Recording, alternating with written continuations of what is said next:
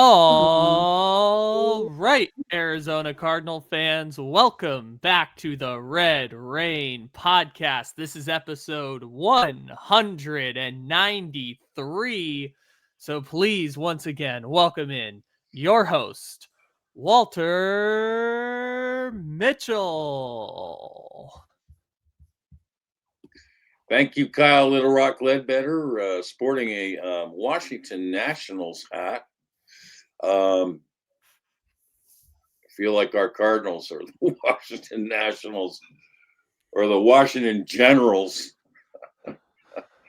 of Globetrotters defense, akin to the Cardinals. Wow, what a game. Right from the start again, it got ugly. And we just go, want to welcome back Kyle and Sam. Sam is in a fog over there intentionally to tell us, symbolically what the Cardinals are in right now. Actually, it's a sauna over there in Scottsdale. So, but we'll be able to hear him. And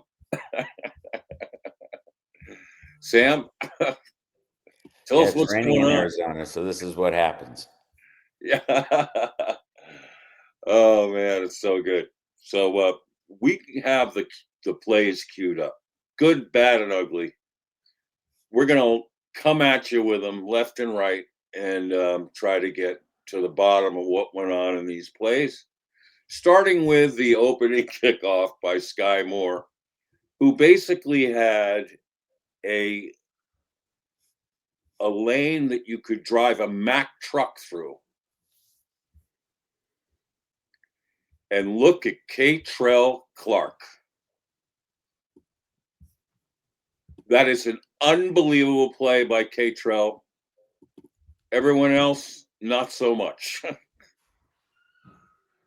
I mean, look at the blocks, the cross blocks here. They have this queued up perfectly. You got one guy caught right there. Block, double block. Boom. And then wide open hole.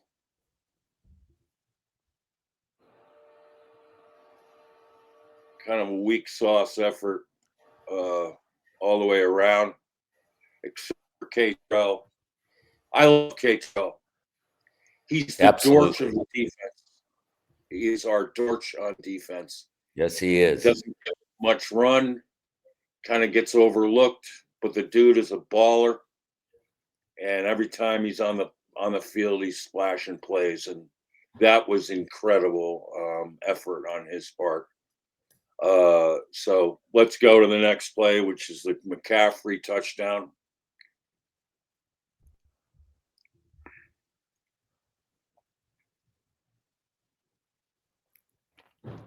Dalvin Tomlinson gets his man stood up, but doesn't shed in time.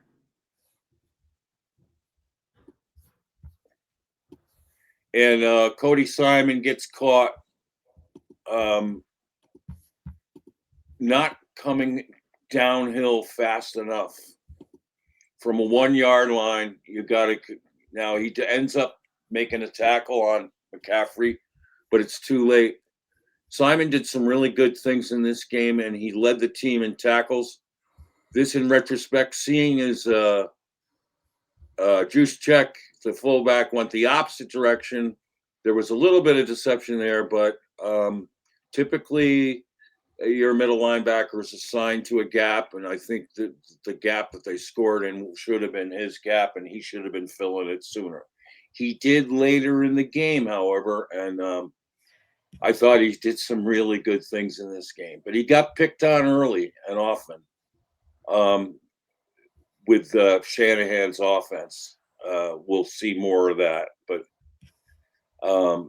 let's go to the next play, the Kittle 30-yard TD pass. Picking on the linebackers again, you got Akeem Davis Gaither signed to an all-world tight end.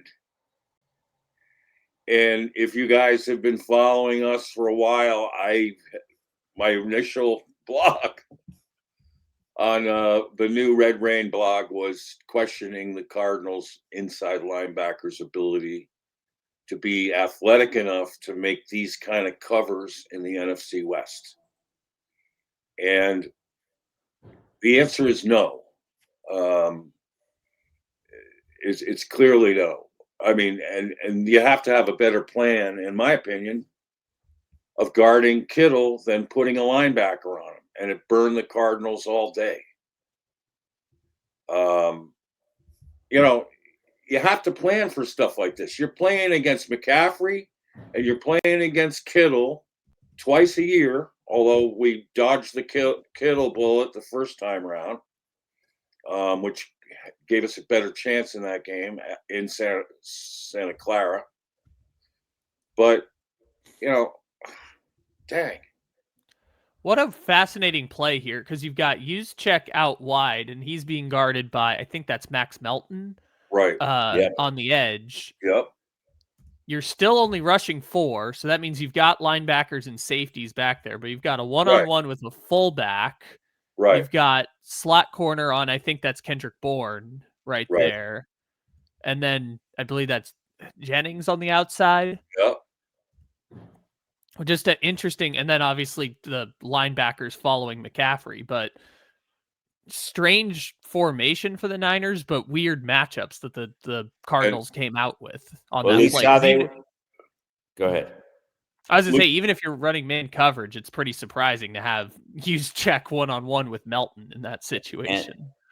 And Purdy recognized we were in Madden audibled into that play. Perfect. All right, look at the wall around the pocket that the Niners offensive line created. Look at that. Hat on hat. Just they know we don't blitz. Defenders up.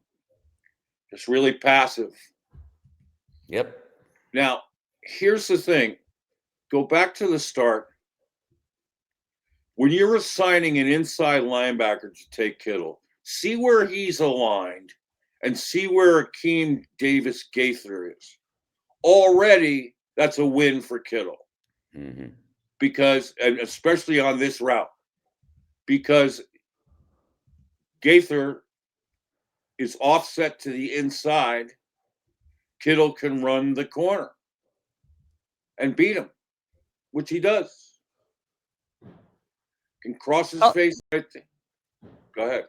So I was going to say, help me out. Who is this pass rushing right here off the edge? Is this Baron Browning? I can't tell. Birch? It might be. Baron Browning's out. He's he's in. So it's Jordan Birch, I believe. That's Birch? Okay. Yeah. I couldn't tell based on the number. But anyways, so on this play, he should probably, as he's rushing, kind of bump Kittle off his route. You see, that's another thing. You can do. Chip. Because if you chip, then you give Akeem Davis Gaither a better chance to square up on him. You know? Meanwhile, also, it takes him so long to get to the pass rush off the edge. This defense is so unacceptably bad. Poorly coached, poorly conceived. You're asking guys to defend the run and George Kittle? I mean, give me a break. Gaither had a terrible day yesterday. Missed a bunch of tackles, out of position all day. Was not a good performance by him. Well, and Kyle Shanahan is a master at exploiting the best. Yep. One of the best in the league. You have to know that coming into the game and have a plan for it.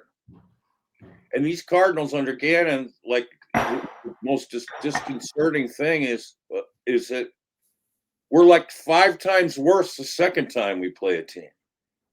Like, they're not learning anything. And they're not coming into a game with a plan. And it all goes back, to me, to Wednesday.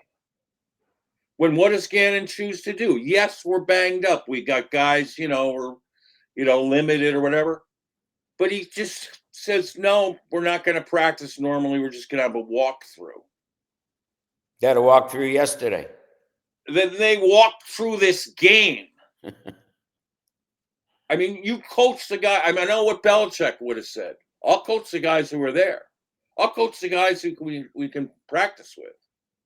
Instead, you're like giving this message to the team. Oh, we're banged up, so all we can do is go through a walkthrough. No days off. That's the epitome of soft coaching. The absolute So in my opinion, you already lost the game on Wednesday by pulling shit like that. All right, let's go to the next play.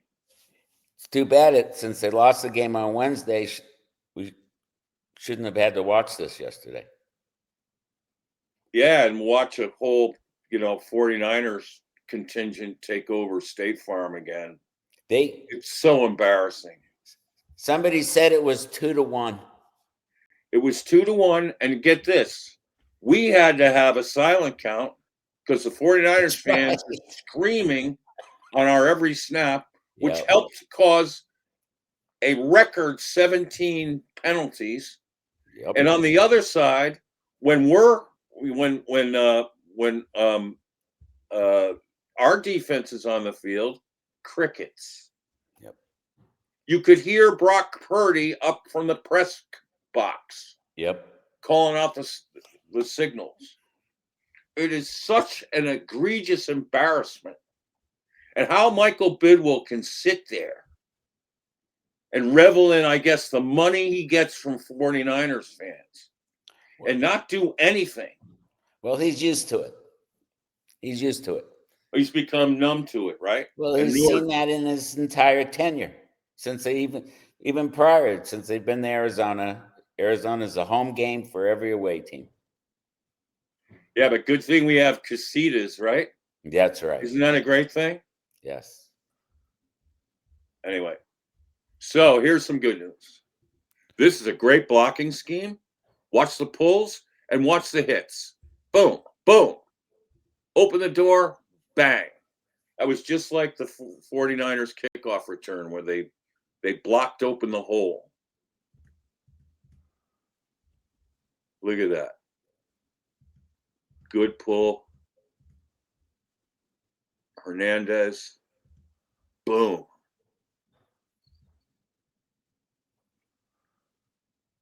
Beautiful. Yeah. Bam's looking good. Bam is really looking good. I love this kid. And too bad we'll get to the one that was called back. All right, next up. McCaffrey. Okay, this is how you pick up. Don't we have McCaffrey on the 8-yard TD? Yeah, I went to the wrong one. Let's get the McCaffrey one up here. All right, this is how you pick up, again, exploit a middle linebacker. Okay, you got Cody Simon in the middle here. Again, he's assigned to Christian McCaffrey. So good, he's lined straight up. But now watch what Kittle does. He sets what's essentially a pick. And again,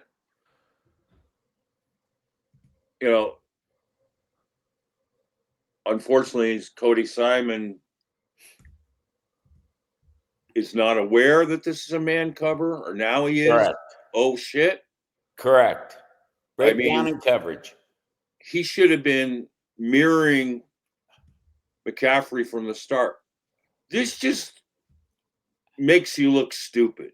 Everybody's out of position. I mean, you've just come into this game. This is how woefully unprepared the Cardinals are. Correct. To a divisional rival. They already played. You're not even covering their two best players. They're wide open.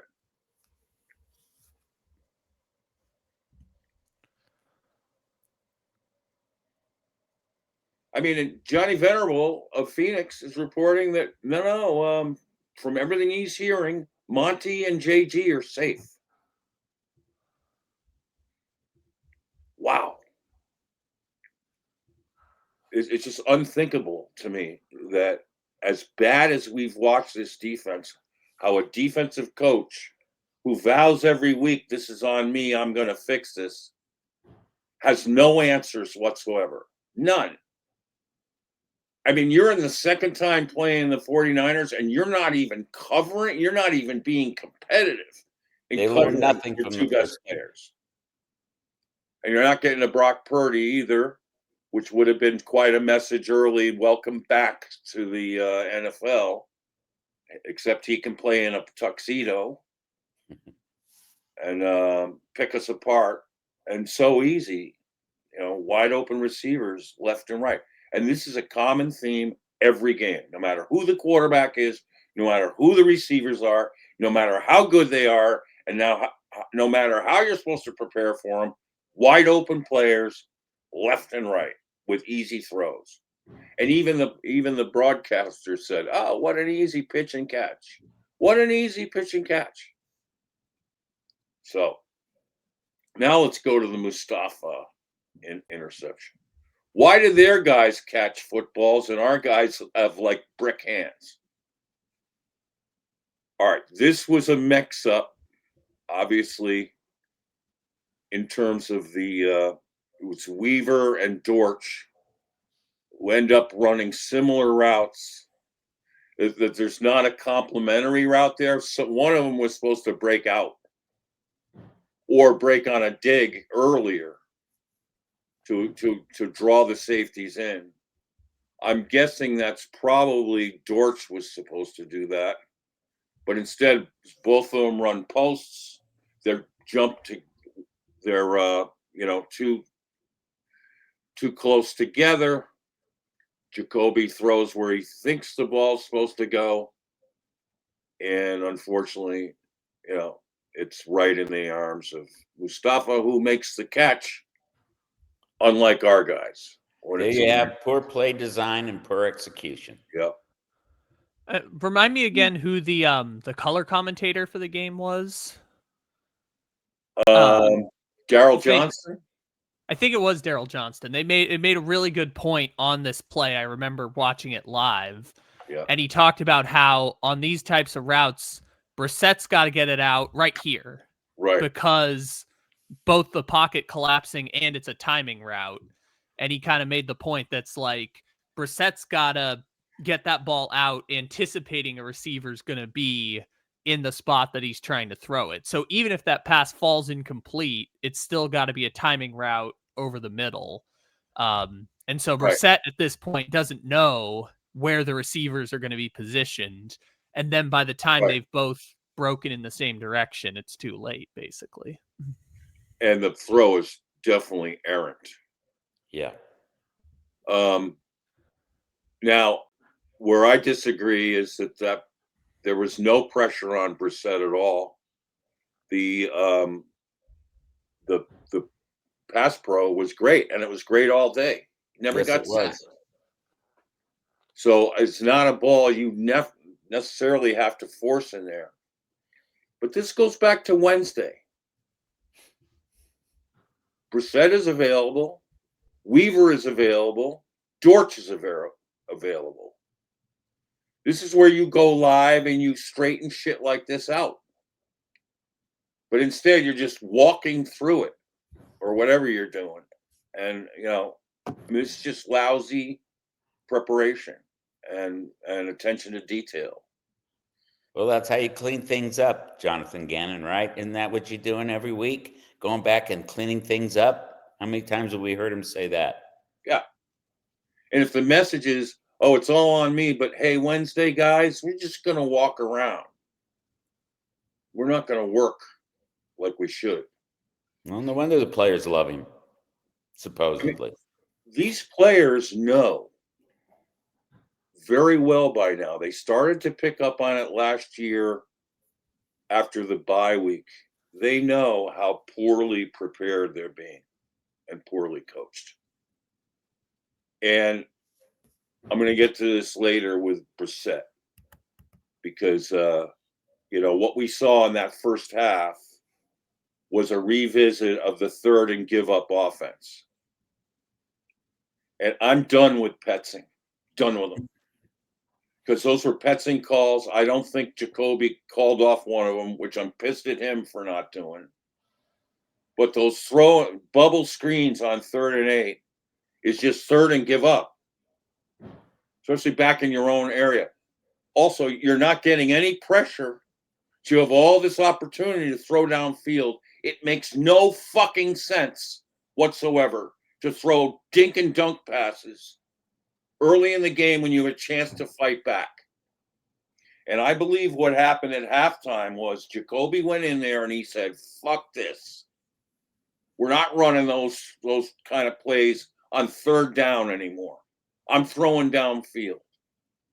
And boy, oh boy, did he throw downfield in the second. It was not third and give up ever in the second half. And I think Jacoby took control of that situation and told Petzing to back off. Well, he had to take control. They didn't have a running game. They basically had the running game was non-existent yesterday. Well, and the passing game was so wide open. I mean, some of those little, swing passes are basically runs anyway. But, they counted as 5-6 yards. But doing that on third down and long, it's just give up. Yeah. And we saw it ad nauseum with Kyler. You've seen it all season. We saw it for the first time this year in really full array with Jacoby. Yeah. It hadn't been like that. Right. But it makes everybody look stupid. And I know Jacoby's more committed to running the plays on schedule as they are called than Kyler was. So in the past, you could have thought, well, Kyler audibled into some of those bubble screens or whatever. But I think in this game, that wasn't the case. I think that these were legitimate calls thrown in by Petzing. And, it's frustrating because, there's no question that, a month ago, we were talking that we had the worst passing game in the league. And now, that we're now focusing on the passing game, and we're going to talk about Michael Wilson, who people have been sleeping on for 3 years. Now we've got these things going, but Petzing in key situations reverts back to this ultra conservative, like game planning that just doesn't work. And it's not, designed to work. Yeah. Very frustrating. So now let's go to the Kittle. So now off that interception, we get the Kittle. Here's another. You got Jalen Thompson on Kittle, which is a better matchup for us. But notice how Kittle swims around Jalen, and Jalen just kind of stumbles out of it. Why don't you pop him right there? Why don't you come up and meet him and disrupt the timing of the play and then trail him and, leverage him? It's just so passive.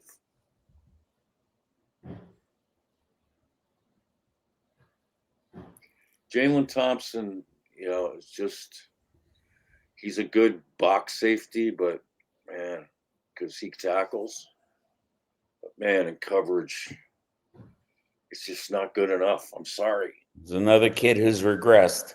Love the player as a baller in the box, but we missed Rabbit in this game big time. I think Rabbit would have done better on that. Well, Rabbit has got to pick up his game.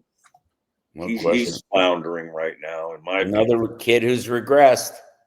And I would have loved to have seen Keaton Crawford. I think he would have played that play better.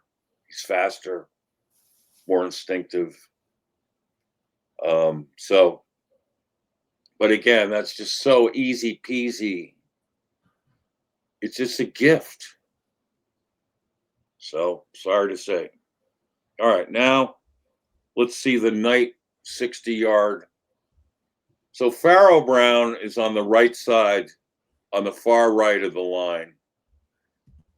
Right over there, yes. And there he is, right there. Notice his left arm is wrapped. that's an automatic holding call. His left arm is wrapped around the back of the player. And what's really surprising to me is, and this is a guy who jumped off sides earlier in the game, playing in his first game or extended minutes with the Cardinals. And what a great job by Wilson to fend off Mustafa. And the thing is, it's just so unnecessary. But what we don't know is whether 45 would have been able to make the play. But look at, you've also got the guard coming through that hole. It's just so unfortunate. And again, maybe this is something you clean up on a Wednesday, or you practice better. But this is so poorly coached and so poorly executed on a play that could have gone the whole way and should have gone the whole way. Why would you use a kid who's been on the practice squad all season, first game back? Why would you use him to set that play? Because apparently they think he's the new blocking tight end. And if you noticed in previous games, they were using Beach as the blocking tight end. And now that Beach was playing right tackle, he couldn't play tight end. I think with DeGuara, he's more of a receiver. I wouldn't have minded Higgins there. Right. It's just, I mean, all you got to do is hold the block to spring your running back. So why would you bring a kid? I don't understand why they used him over any of the other tight ends who could have gotten that job done. I know. Well, they also put him in motion here. Watch, right? He starts. Oh, there, right there here. it is. Thank you, Kyle. Look, they put him in motion to kick the play off, which correct. I get you're flipping the play is kind of the concept of it, but it's not like they're worried about him. First of all, he's getting a running start to block, but second of all, it's not like they're worried about him taking the end around. So it's essentially just to flip the play to the other side. Right. Credit all the other blockers, though. This is awesome. Yeah. And credit Bam for hitting the hole. Yep. Unfortunately, Imari earlier in the game was just dancing around. Really upset me. Yeah, Imari, I don't. Another player who's regressed. Well, he's been playing a little better lately. And when he hits it, Imari, he's good. When he absolutely. Now he's got a bad ankle, I guess, and maybe that had something to do with it. I mean, I don't question Amari's football character. No way.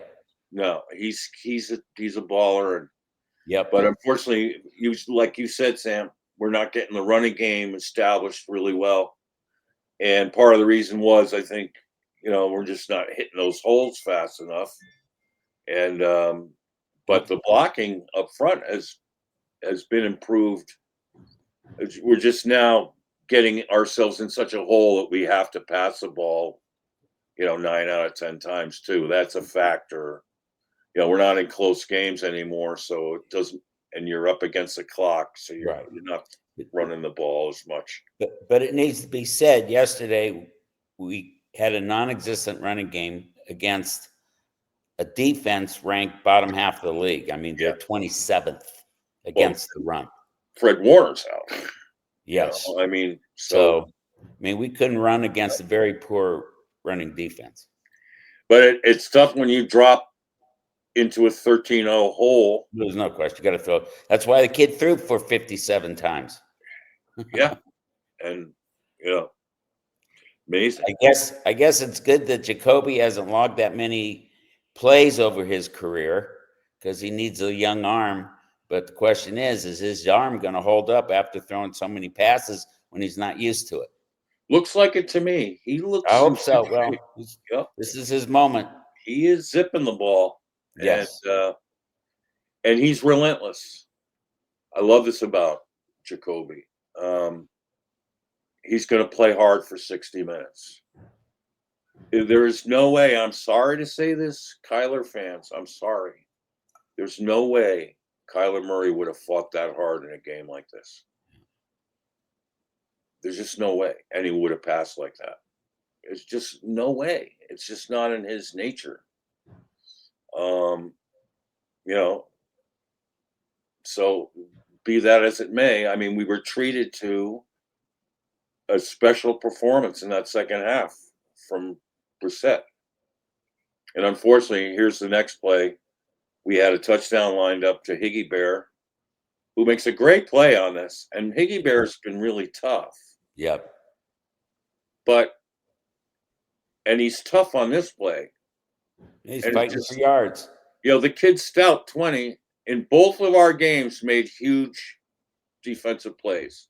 He broke up the fourth down pass or the third down pass to Zay Jones in the first contest when we had the lead and could have salted the game away.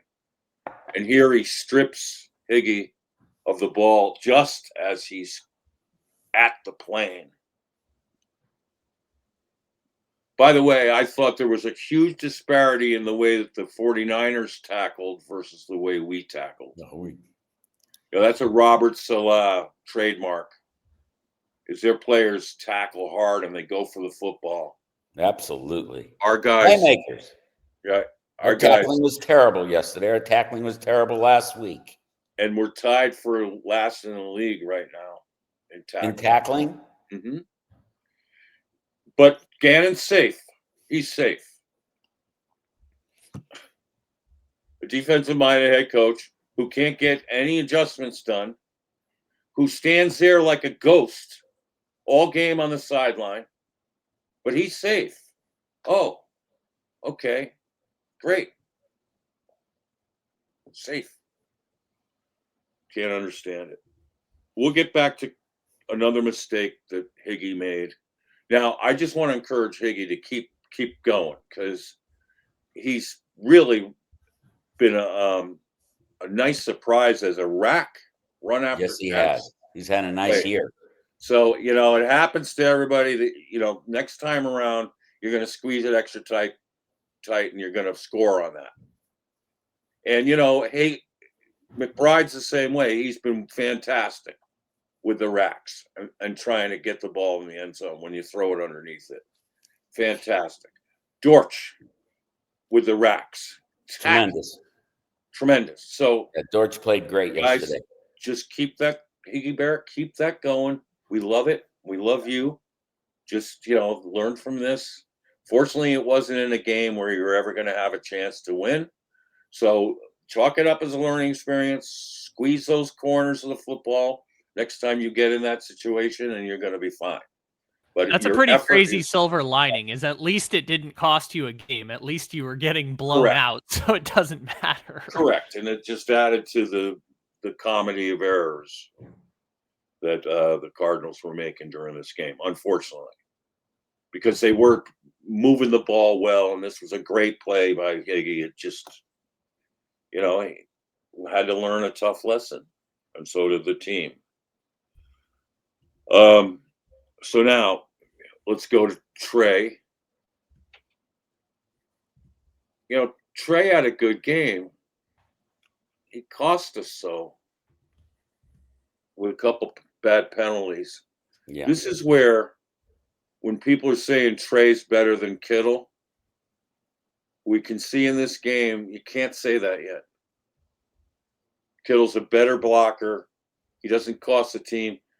McBride gets called on these holding plays left and right. I don't know why he can't seem to get it down now in his, fourth year? And while he's now the highest paid tight end. And the taunting penalty was legit. Yeah. I mean, they say you can't do the face slash. Right. Ever. Right. So I have all these fans saying, how screwed is McBride? No, he screwed us. He screwed himself. I'm sorry. I love the guy, but he lost his head. And you can't do that in games like this. That's another part of coaching. Correct. Now, I know that Gannon doesn't like stuff like that, so I know he tries to calm stuff like that down. But you gotta be smart. And that was again, we're driving the football. How many times we had chances to score, and Brissett was relentless, and we're moving the football, and but then it's these setback plays, the negative plays that just. Well, the penalties. At halftime, we had more penalties than points. Yeah. How about 11 penalties versus 10 points? Yeah, 11 versus 10. We've gone from one of the least penalized teams in 24 to one of the worst in 25. Right. What do you call that? Yep. It's called regression. It's called poor coaching. And I think poor player buy-in. I think it's pretty much shot by now. When you have poor coaching, you have poor player buy-in. Whatever players recognize what's poor going coach on when they're dealing with them. Yeah, and I don't think it looks like the players already know the outcome going into games. Like, we're up against Shanahan. Now, I listened to Nick Rallis talk about Shanahan's offense. And, he was right in everything he said. But the way he said it and the way, I mean, it just almost was like he conceded there's no way you can come up with a plan to defend this. Because of the various looks, the disguises. He looked defeated before the game started. And I think if he's as creative as people say, then it's got to show up in games like this. You have to have a plan. And whatever that plan was coming in this game included leaving McCaffrey and Kittle open in your coverages. That in itself is an indictment of poor preparation. So, there we go. Let's go to the next comments between the lines. Basically, was saying Kyle Shanahan is everything Drew Petzing is not. Well, and there's no predictability into a Kyle Shanahan's offense. The guy's as good a sequential play caller as there's ever been in the league. And look at the wealth of experience. No question. I mean, this is what happens when you hire unknown guys who've never called a play in their lives. Do you think that affects player buy-in? It does. When the players on the field, when your players have more experience than your staff? Right. I mean, you talk about gravitas. Oh. When offensive guys get drafted by the 49ers, they're running into the arms of Kyle Shanahan. I mean, it's instant respect. And when he tells you what you need to do, you're listening and you're complying. Whereas, if someone with far less experience and gravitas, I mean, listen, Kyle Shanahan had a head start in life for this. I mean, he's a, legacy of one of the greatest offensive-minded head coaches in NFL history. But to his own credit, he's created his own stamp, his own identity. And talking about relentless, he's relentless, and he's clever, and he's innovative, and he does do the disguises and everything. But this was basic football from him in the first half. It was to attack the Cardinals' suspect inside linebackers. Now, in the second half, Cody Simon came alive, and he stopped some of those drives. And that was very encouraging to me. I think Cody Simon has a future on this team. I think he's better suited to play Mike than anyone else on the roster. Mac Wilson probably is better served either on the other side, but I see him as more of a 4-3 outside linebacker, as an outside guy than an inside guy. But Mac's been playing as hard as he can, and he's been aggressive. But I think over the course of time, I mean, it's a Malcolm Gladwell 10,000 hour rule. Cody Simon has those numbers of reps at inside linebacker coming in. Mac Wilson had not played Mike in the NFL before this year. So it was a complete, which is, again, to me, goes to Monty and JG. I mean, you had free agency. Why not take a guy in free agency who's like Spillane, who I wanted in a trade last year, who's a just already proven Mike? Why not? Why make a shift? So, and again, it's like moving Zaven Collins out to the edge. You're weakening two positions. Except maybe Collins can defend the edge on the run, but you need an edge player who can do that and rush the passer. You know, again, it's like weakening two positions at once. So, yeah, it's frustrating. And, you know, let's go to the Dortch TD.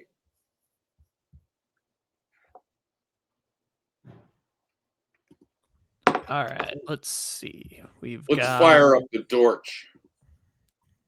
God, I love this kid. How hard has he been playing? And I said before the game, when guys were saying, now we don't have Marv, we won't have anybody.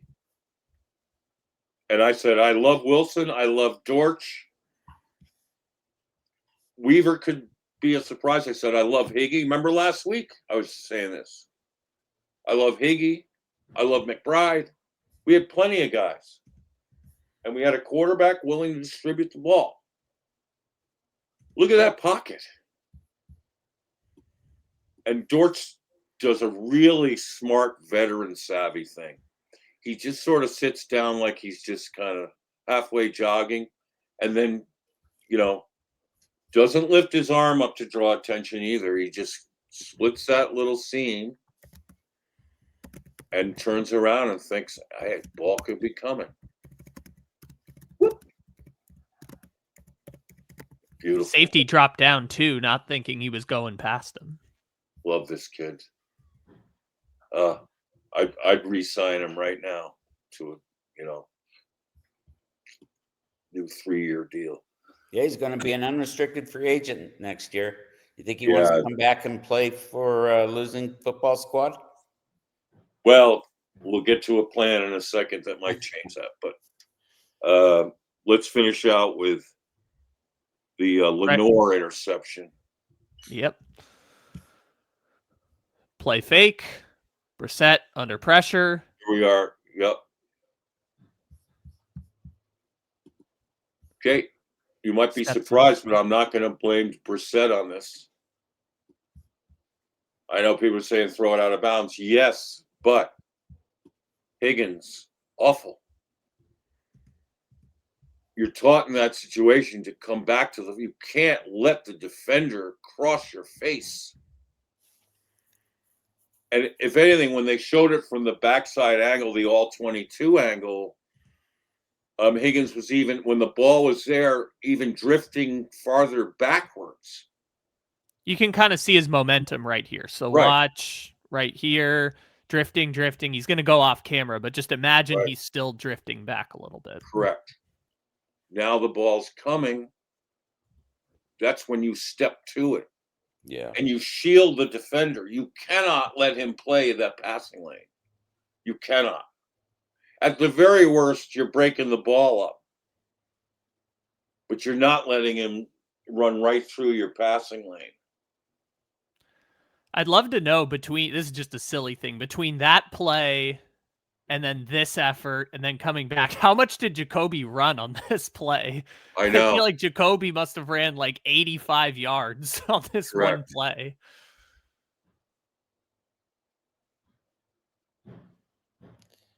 Really not much of an effort to take him down. He's running along the sideline. All he had to do was get pushed out of bounds. Wasn't there. Yeah. Right there. Yeah, what? This one right there, which I get it. It's Jacoby, but still. Well, okay. Or no, wait, who is that? No, that is Jacoby. Yeah. And you know, at this time, it's still a ball game. I mean, you scored 7 there and get it to 11, and you still have the whole fourth quarter left. I mean, stranger things have happened. I mean, shoot, the Titans did it in 7 less minutes. Right. Exactly. In our own building. Which, by the way, can anyone answer the question why we're still wearing black uniforms? Well, because we're in mourning. Yeah. I mean, every year we get embarrassed in them. What are the 2 games for the black uniforms this year? Titans and 49ers. I mean, plus they're ugly. They don't look like Cardinals at all. They look like bleeding crows. I mean, why are we wearing uniforms like that where we suck in? We're going to have to. It's organizational decisional making. With this coaching staff, we're going to have to try every color in the crayon box to find a winning uniform, let alone a winning squad. I hope they get rid of the blacks and go to those, new,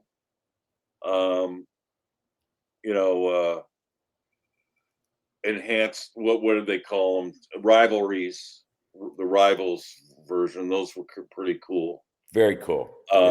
Way better look than this. Yeah. And hopefully results. Because the real shame every year we look awful in those. Every year. I think the winning percentage, I went back and tried to figure it out. It's somewhere around 200, 20%, 0.20.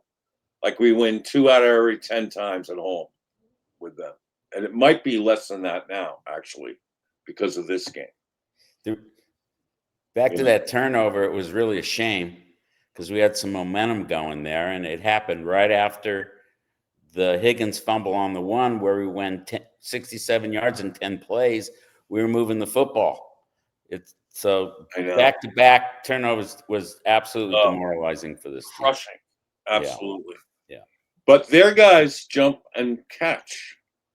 Our guys, we had, how many times did we have a chance to pick off passes yesterday from Purdy? I mean, one was in Jalen Thompson's hands easily, and it just goes right through the wickets. Who was the other guy that had one on the deep pass? Completely lined. Was it Max Melton? I think it's Melton, yeah. Oh, yeah, Melton almost had his first career interception, and it was right to him. And unfortunately, we don't come down with those. We got to get better at that, obviously. So let's finish out with the Wilson 50-50 ball. One of the great plays of the game. And we'll talk about Wilson. Wilson! I don't know if I have that video. We're on Castaway. I think I sent that to you in a separate email. Let's see. But anyway, Wilson, I'm going to queue up a tweet I tweeted out yesterday. I went back because early in the year, before the season started, I wrote a blog here on Red Rain about who, in my opinion, are the most underrated, undervalued players on each of the three phases. And, and I made an argument for Wilson as most underrated, undervalued offensive player. And he has been for 3 years, in my opinion. Here we go. Thank you, pal. Great job. Look at this concentration. And it's Stout. Ha ha. We got a way to beat Stout. Beautiful. Yeah. And it's a bad snap. Good boy, Jacoby, for getting it out there. Jacoby throws a good deep pass. Sure does. And Wilson, so it's his first time ever since high school playing wide receiver 1. And boy, oh boy, did he deliver in spades. Yes, he did. I mean, and Kyle, if you could put up that and read that tweet I sent out after the game about what I copied and pasted what I wrote about Wilson back in, the beginning of the season, before the season started. And, what this tells me too is that how little rapport Kyler Murray gets with his wide receivers. I mean, people will lay this all on Petzing. The quarterback decides who he throws to, and the quarterback decides who he jives with. I mean, look at Matthew Stafford. Nobody is better at it. You give him a new quote. If you had Wilson, this would be a whole different Michael Wilson that we've seen up to now. I mean, he would have taken advantage of what Wilson does well. He's done it with Nakua. He's done it now with Adams. He's done it with what's the other? He did it with Cooper Kupp. All right, man. Would you read that, please? All right. On September 4th from the Red Rain blog, Cardinals' most underrated player on offense, wide receiver Michael Wilson. There was a heated debate all offseason among Cardinals fans as to whether Michael Wilson is a wide receiver 2 or wide receiver 3. Those who believe Wilson is a wide receiver 3 wanted to see the Cardinals spend another high draft pick on a wide receiver or sign a top shelf unrestricted free agent wide receiver or trade for a high profile one. I bet you right now that if you ask the Cardinals corners who's the most difficult receiver to cover, the majority of them would say Michael Wilson. If you go back and watch the training camp one-on-one wide receiver cornerback man-to-man reps, Michael Wilson consistently, after 2 to 3 twitchy moves, is running free and wide open. Wilson plays with leverage better than any receiver on the roster. Marvin Harrison Jr. is making enormous strides in his route running and use of leverage and is gaining quickly on his teammate, but he still has a little way to go to surpass M. Willie. And then we've got a couple of plays here that we can share also.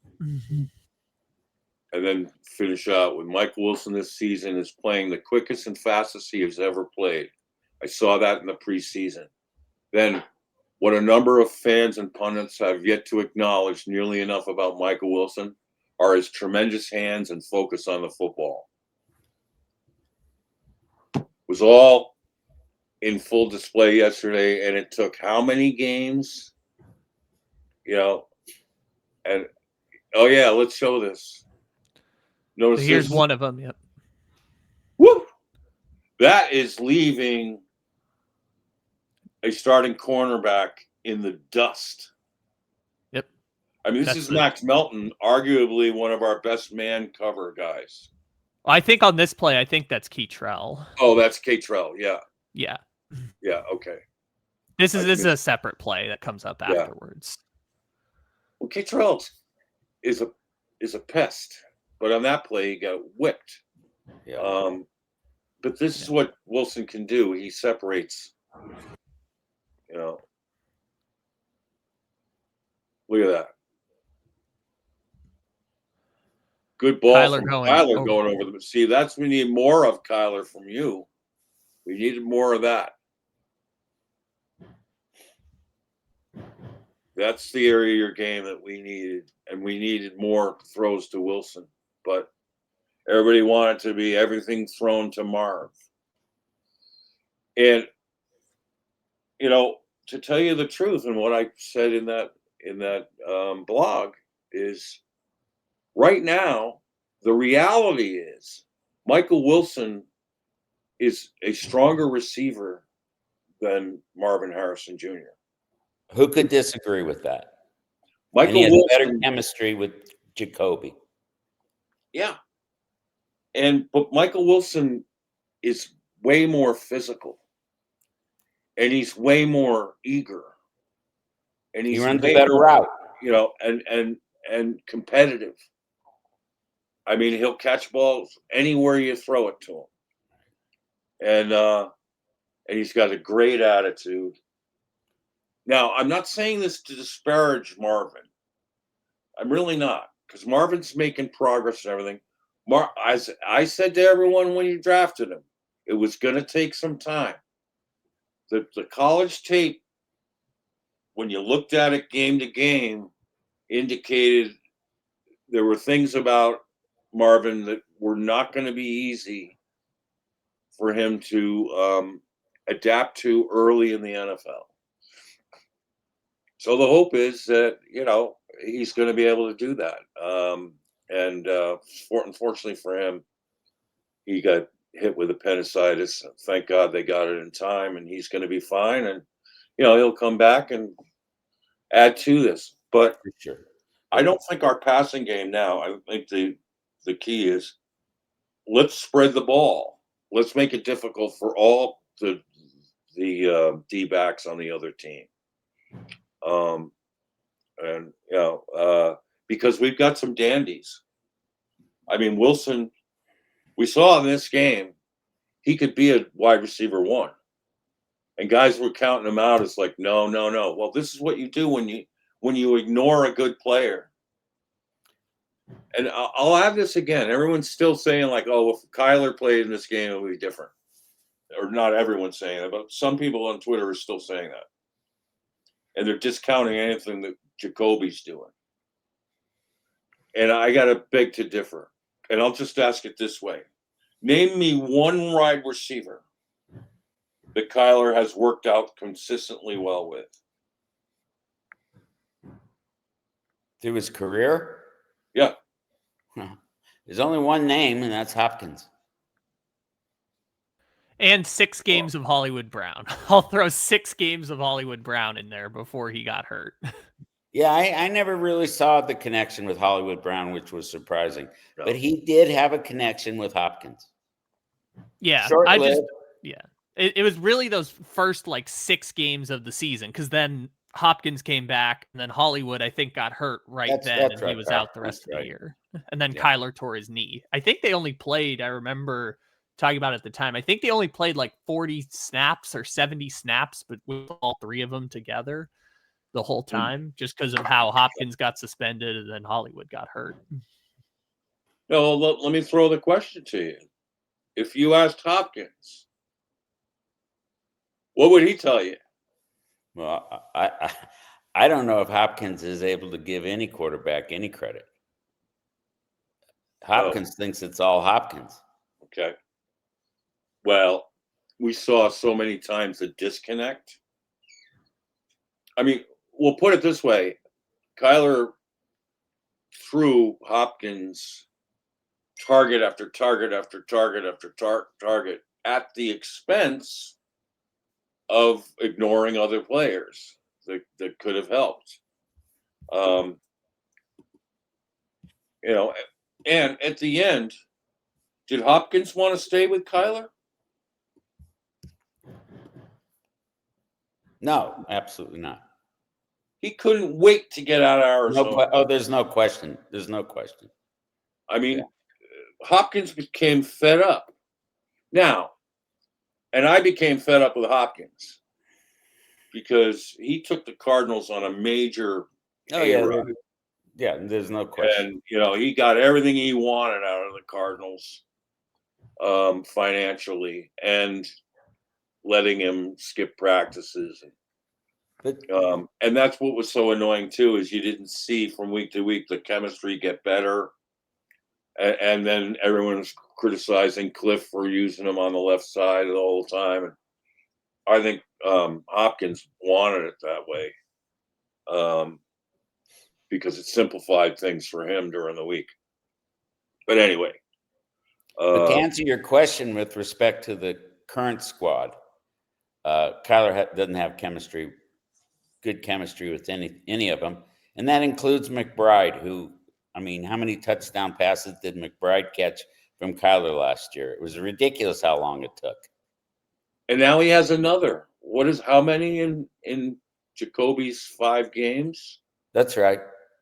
How many does he have now? 6? Something like that. And I can remember all the wide receivers gushing about Jacoby after his first game. Yeah. And here's a novel thing. Jacoby's throwing to McBride in the end zone. Right. How about that? When he's clearly in the end zone. So, I mean, you got to give Jacoby a ton of credit. I mean, the numbers he put up yesterday, the relentless aspects, and all those setbacks, all the penalty, overcoming all that mentally to accomplish what he did in that game, throwing it an amazing percentage of throws. So just and yards. For reference, that's 6 touchdowns, from Yep. Jacoby to Trey McBride. So if my math is correct, 6 to McBride, 3 to Dortch, and 2 to Marvin Harrison. Beautiful.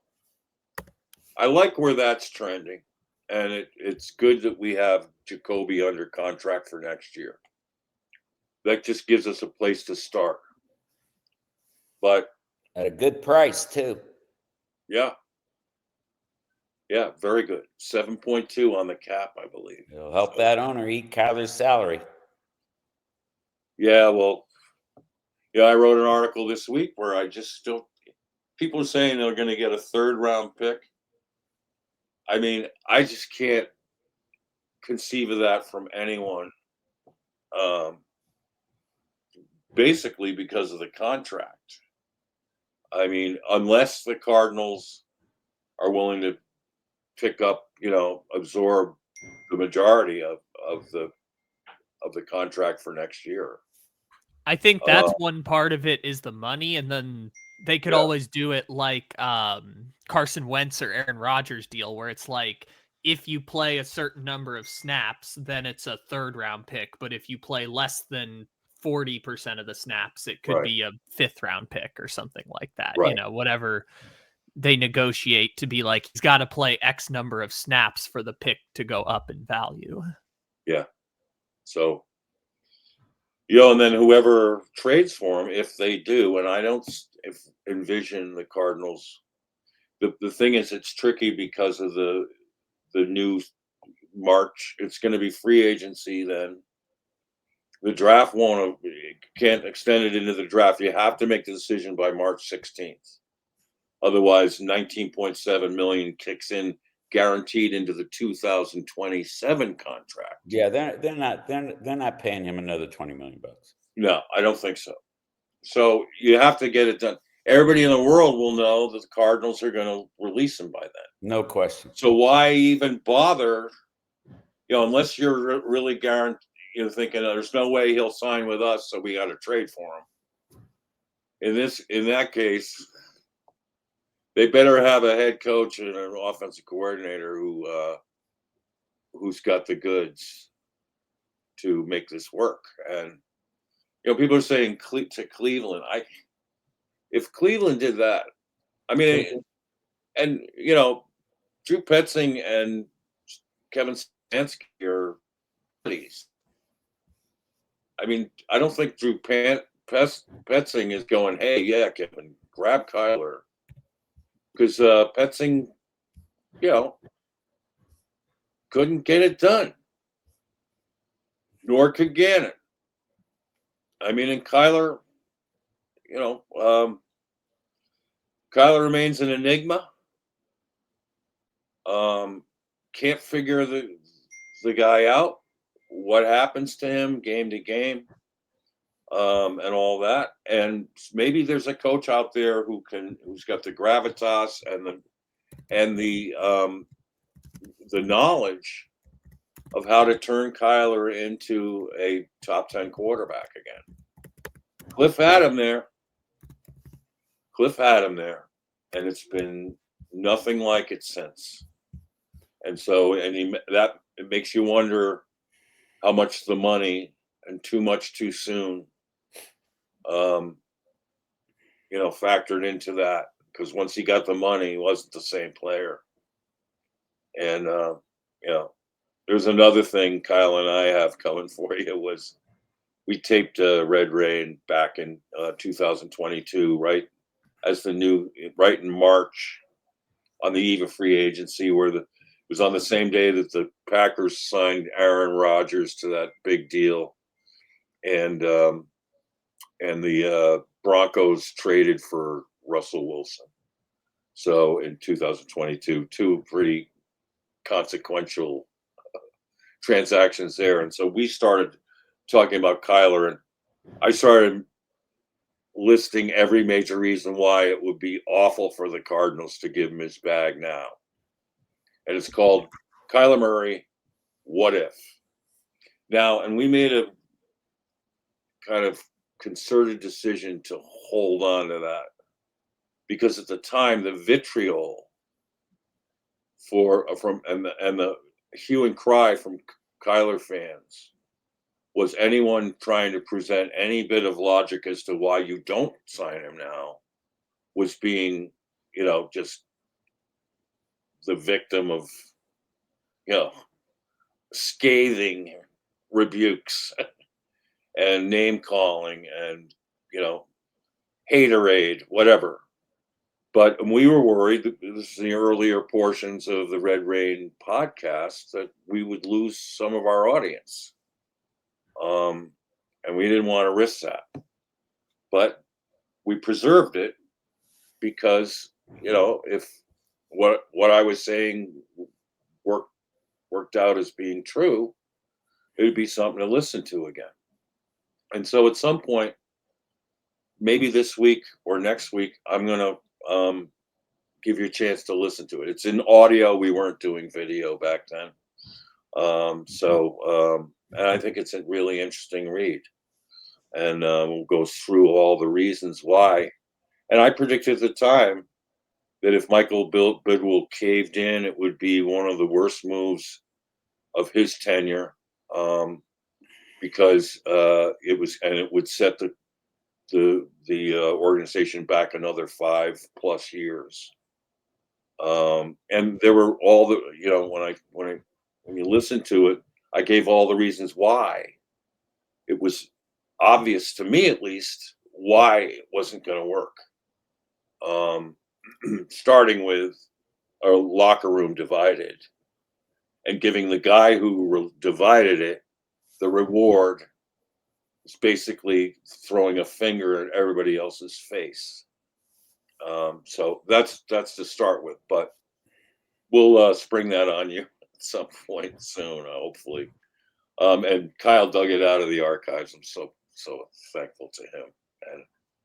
But now, here's the next piece for 15 minutes, and then we'll wrap it up. I had a plan, okay? And Kyle, if you could put up the my off-season plan that is day-to-day, subject to change. I'm wide open to other opinions, and either we're going to get some from we got one coming, an off-season plan from Sam. We've got an off-season plan coming from Kyle. So, but this is your as of today plan. I had a magic wand. Yes. So take us through it, Kyle. All right. So first person you wanted to hire, director of football ops. You went with Alec Halaby, the assistant general manager for the Eagles. I believe, if I remember correctly, I think he interviewed for the Jets job last year. Yep. Before it went to somebody else. But anyways, the little biography they have on the website. Alec Halaby, who enters his 16th year with the Philadelphia Eagles, was named assistant general manager in 2022 after spending 6 seasons as the team's vice president of football operation and strategy. During his tenure with the Eagles, Halaby has focused on player evaluation, roster management, and resource allocation, with a particular emphasis on integrating traditional and analytical methods in decision-making. In that time, he's contributed to 10 postseason berths, 6 division crowns, 3 conference titles, and 2 Super Bowl championships. All right, so total props to our great pal Sam, because it was Sam's idea. Sam, tell us again what your thought was on a director of football operations. Well, we can't have Michael Bidwill keep making football decisions in any respect. So here you bring in someone who's perfect, like Halaby, who's got a tremendous resume, who's been with a tremendous franchise, who's been with an aggressive owner and probably the best GM currently working in the NFL, and Howie Roseman. Correct. And you bring him in and he makes every decision from him down regarding football. Correct. But why not Monty? Is that a rhetorical question? Yeah. Why not Monty? What are we, 3-7? With the worst coaching staff in the division, maybe in the NFL. Well, go ahead. Yes. I also saw Kyle Odegaard's point, which is a good one, which is you always want to make sure you align the organization. The thing I hate so much is what like the Bears did 3 times, where it was like draft a quarterback, fire a coach, new general manager comes in, quarterback is in their second year kind of situation. The Bears did it with Trubisky, Justin Fields, and now Caleb Williams. The Giants just did it too. Like lame duck general manager drafts new quarterback, fire coach, hire new coach to try and save general manager's job. Like it's always so dumb. So if the new general manager is coming in with a new coach and a new quarterback, now you've aligned the organization. Correct. Instead of get rid of the coaching staff, get a new quarterback, fire Austin Fort, the quarterback is left out in the wing, and maybe they don't even draft a new quarterback. It's just for the first time since 2019, Kyler Murray's not the franchise quarterback of the Cardinals. Right. For this to happen, and for Bidwell to attract someone like an Alec Halaby for this job, there's a clean slate underneath him. There's no Alec Halaby's going to walk in and say, "You want to fire everybody, or you want me to?" Because he's starting with a clean slate. Correct. And that's what he needs to do in order to turn this thing around. Correct. And bring in his own guys. 100%. Correct. Otherwise, it doesn't work. Yep. And I think Alec Halaby has been around long enough and has a good enough resume and a good enough future that he can dictate the terms to Bidwell. It isn't going to be the other way around with some neophyte. This is your only shot at a GM job you're ever going to have situation. Correct. Halaby's got options, a lot of good options. Yep. You mean like Monty Austin-Fort? This is your only shot ever to be a full-time general manager. Correct. So now, well, here's the thing too: is that in order to make this happen, Bidwell has to do 2 things. He's got to give Halaby carte blanche. A carte blanche scenario where you're gonna run this thing, and he's got to pay him. Oh, he's got to pay him big time. Absolutely. All right, so and make a strong commitment to him and not renege. All right, so then at GM we're going to tap into the Eagles again. I'm going to pick it up from here, Kyle. I'm just going to go through this quickly. So Phil Baia. He's been with the Eagles 12 years. He's been the team's director of player personnel. And boy, oh boy, are they doing a great job of that. So sign me up for more. Now, that would make it an already aligned director of football operations with the GM. I mean, these guys have been working together and have a chemistry already. Now we go to the head coach. And I really, as I've looked at all the possible candidates, this guy makes the most sense to me, and it's Vic Fangio. I don't know if you watched him again last night. Not the coordinator, it's the head coach. Vic Fangio is exactly what the Cardinals need, playing against McVay, Shanahan, and Kubiak. I mean, if we don't slow those guys down and cover the likes of Jackson Smith-Njigba, cover the likes of Christian McCaffrey and Kittle, cover the likes of Puka Nacua, of Adams, and their tight ends now are so good, Ferguson and all that. We've got to get a defensive guy who can go toe-to-toe with the best coordinators in the game. And look at what he did yesterday against the Lions and that high-powered offense. He made them look awful. And, we've never beaten Jared Goff. He always has a field day versus us. Yesterday, Jared Goff looked like a pedestrian quarterback. He was horrible yesterday. But a lot of that had to do with scheme and how also, if you look at what Vic Fangio did in the Super Bowl against Mahomes. That was epic.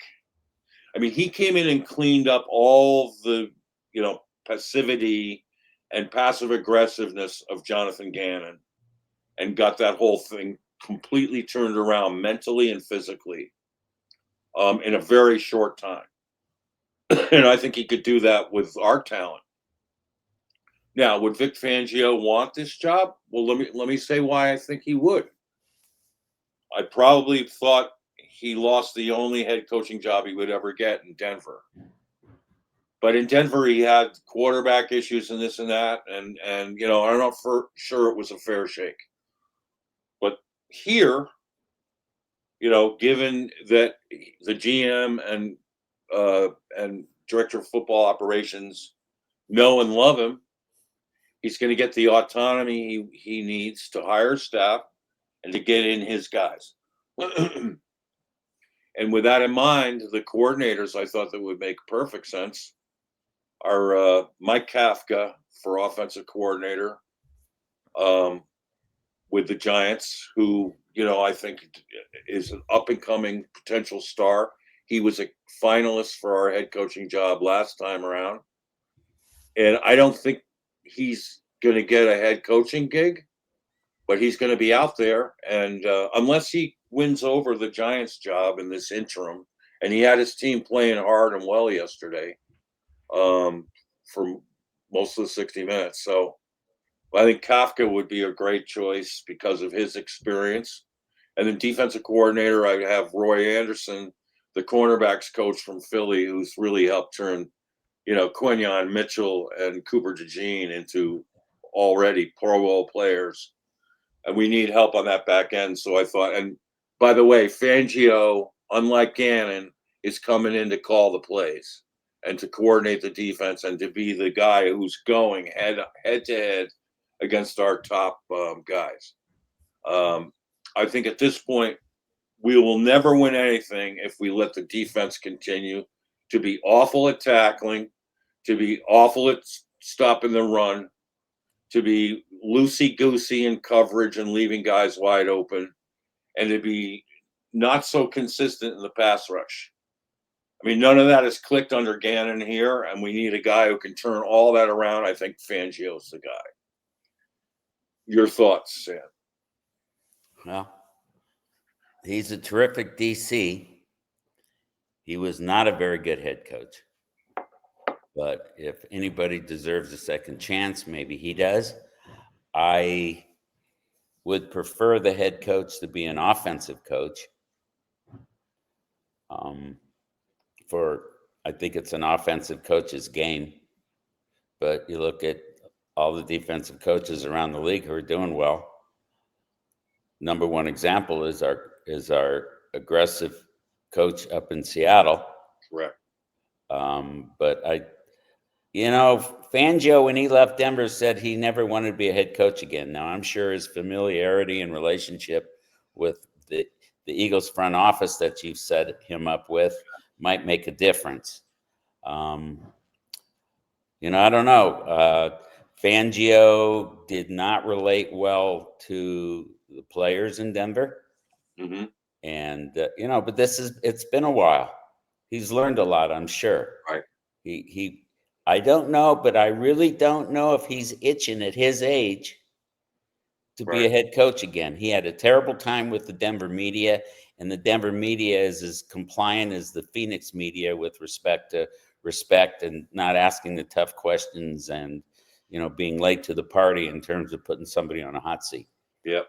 But, and I will also say that Fangio had a very experienced, well-known staff in Denver. He was very loyal to them, and a lot of them let him down. Yep. His offensive coordinator, I forget who it was, has a ton of experience. He's probably still in the league, floating around somewhere, McCoy? Or coaching football somewhere. Was it Mike McCoy? No, wasn't that bad. Wasn't that bad. But the name escapes me. He's a well-known name, been around the league several times. You know how the coaching carousel was. It Darrell Bevel? No. In 2019, it was Rich Scangarello, I believe. He came in for a short period of time, and then that was a GM move, and Fangio got rid of him immediately. All right, so then we are looking at offensive court. Oh, that's right. Offensive coordinator Pat Shermer. Yeah, it was just terrible. Oh yeah, just absolutely terrible. Yeah, that was tough, right? And Fangio, the undoing of Fangio, and you said it right, Walt. He didn't have a quarterback. So who's his quarterback in Arizona?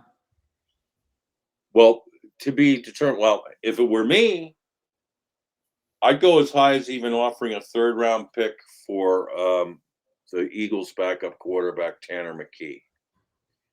Okay. I loved him coming out of college. He's got two teammates here, Michael Wilson and Elijah Higgins. I also played with Simi Fehoko, but wasn't the starter yet when Fehoko was a senior at Stanford. And it's going to take, I think, a third-round pick to pry him from the Eagles because he's been fabulous there. And I know the fans love him. Howard Erskine, the Eagles or the Philadelphia iconic radio host, sports radio host, he thinks that Tanner McKee should be starting right now because of some of the things that he brings to the offense that Jalen Hurts doesn't. I'm not going to get in that debate. I don't see that happening. But this is a reason to see why the Eagles are so high on him. He came in last year when Hurts was out, dialed up a huge game against the Cowboys, played really well against the Giants late. He's been knocked out of the park in preseason games. He's a 6'5" kid who's strong from the pocket. He makes all the throws. He's got a really good arm. I thought he was a victim of the COVID years, as so many quarterbacks were at places, and in his case at Stanford. And they had injury bugs, at Stanford during those COVID years too that really hurt that offense. But I think talent-wise, he's the package. And that's if you can't get one, Mendoza or Simpson high in the draft. If you can do that. Another guy who's got my attention is Haynes King. Anyone know who he is? Yeah, Georgia Tech. Yeah. Big boy. I mean, he's older, 24. He might be the Tyler Shuck. I think he's got it over Shuck even. I was like, that's not reassuring. He's the Tyler Shuck of this class. That's not exactly. Tyler Shuck's good. I don't see it, but he could be good. Really? I don't know. I don't see it with Shuck. Oh wow. Okay.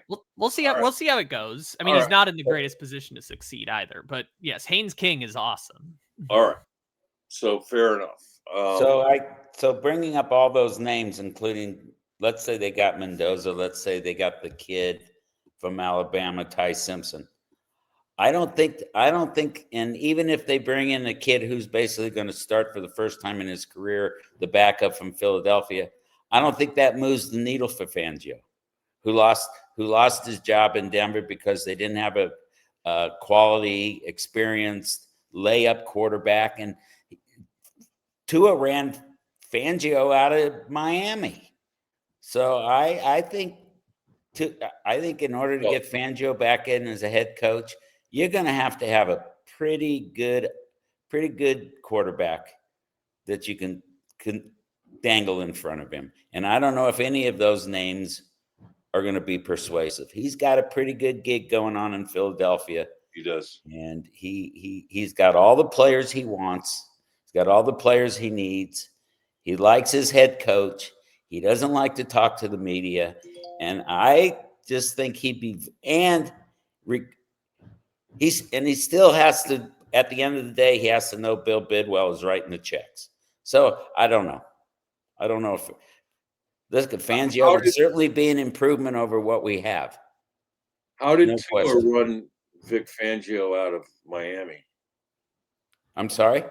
How did Tua run Vic Fangio out of Miami? Well, it just Tua was playing terrible, and a quarterback cost him his job there. But he was a DC. I understand, but when you have a quarterback who can't move the ball and can't stay on the field, it impacts your defense. We see that every week. Okay, all right. No, I appreciate the counter argument, and I have my doubts as to whether Fangio would want to come here to begin with.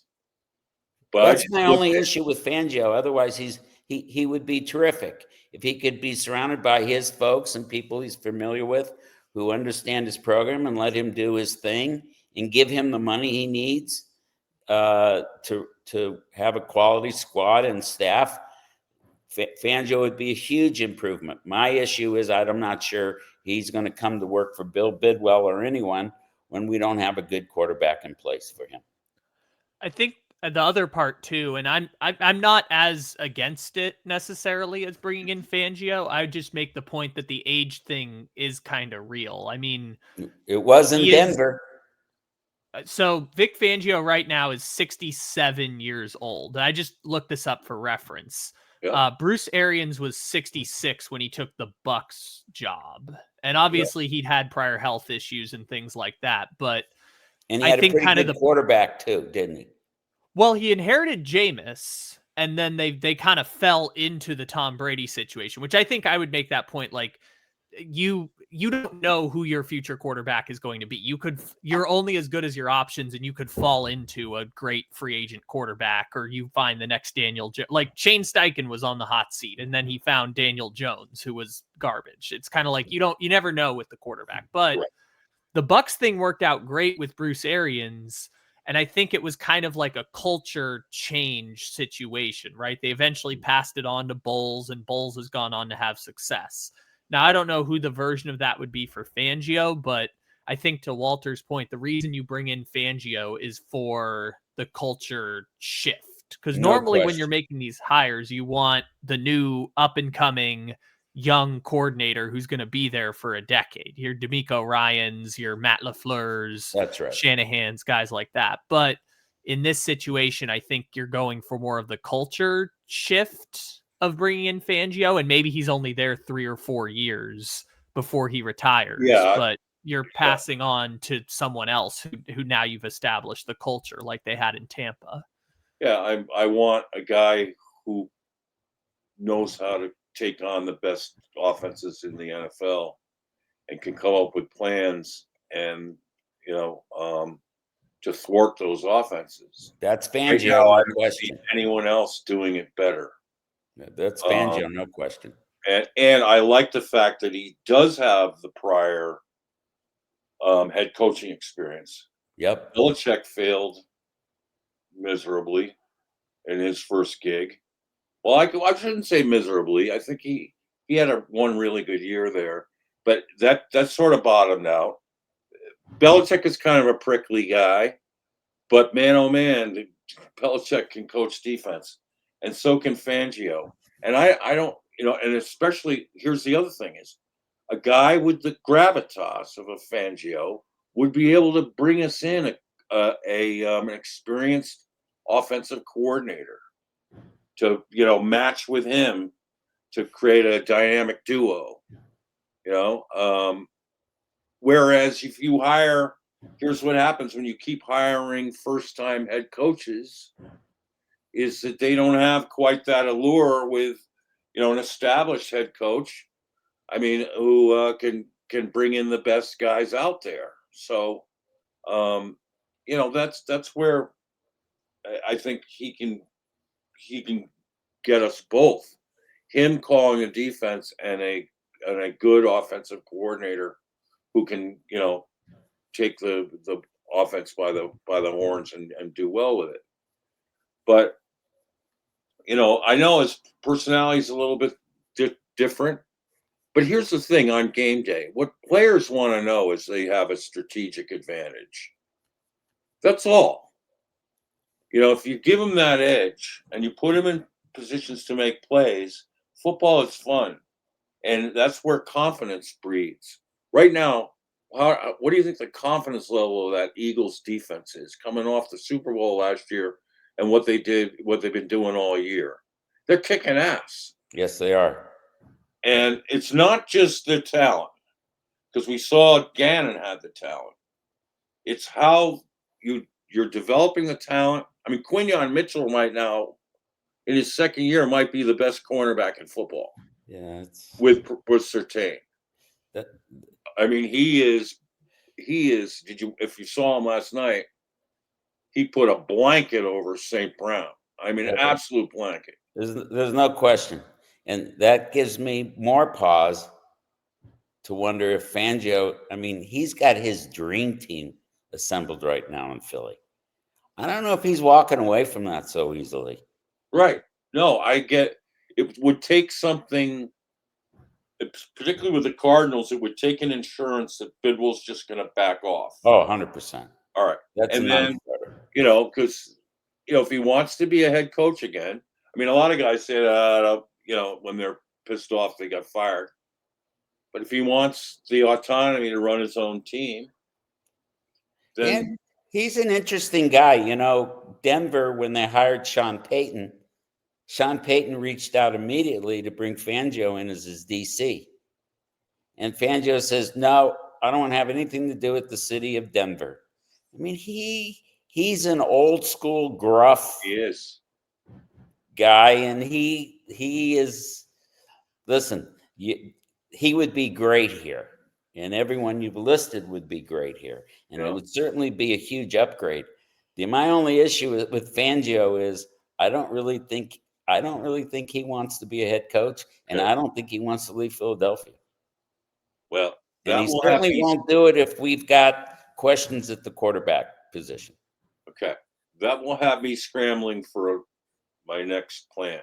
But because this is a, day-to-day. That's right.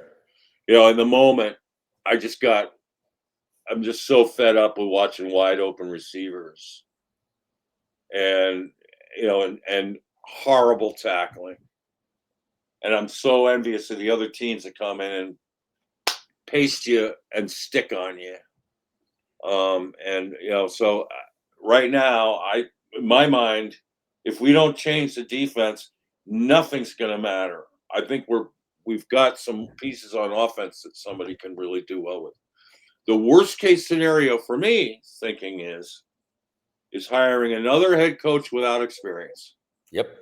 And getting coordinators without experience.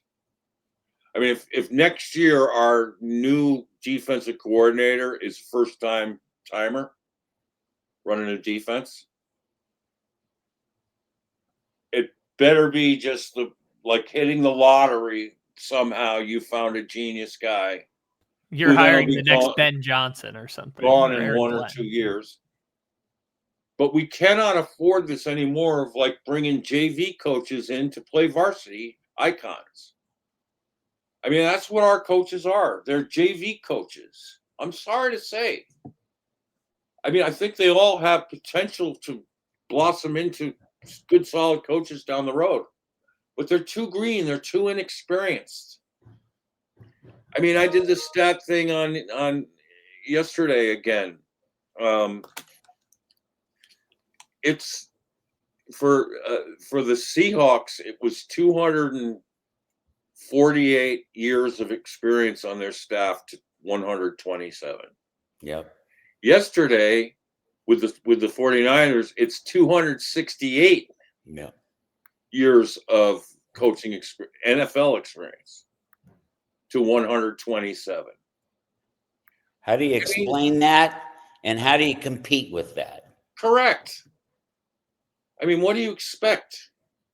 I mean, and that's why, I mean, people are saying, like, they're online, the pundits are all saying, never saw this coming this year. Always thought this was.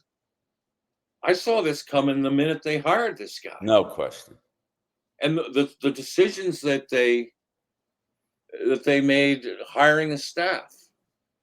And this, I mean, one of the most preposterous decisions, and I will give Kyler a bit of a break here on this, is, embracing Kyler, who was, the guy who divided the locker room from day one without a let me not just jump blindly into this. Let me come in here and analyze it. No, Kyler, hey, bro, you're my man. All right, that combined with, okay, Kyler, we're going to put you in an offense that's maybe different than what you ever had before. We're going to put you under center, and you're going to have a big-time running game, and this is going to be great. Timeout.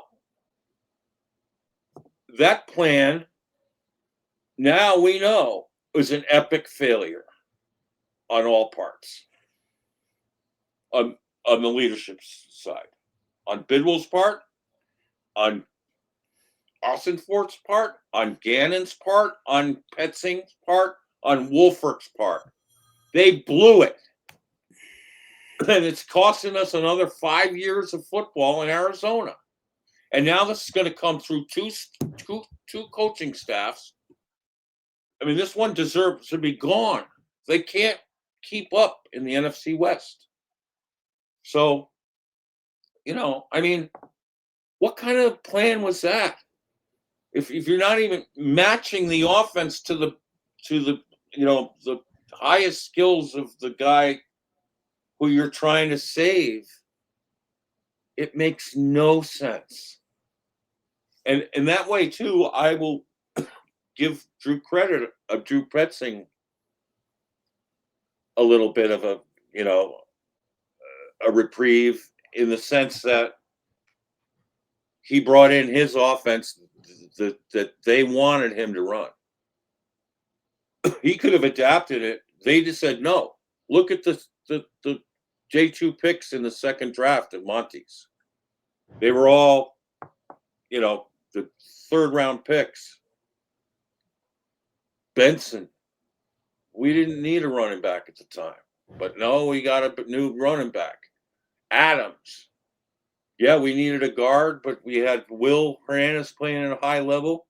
But maybe Adams takes over for Evan Brown. And Ryman. Now we can do this heavy 12 and 13 packages.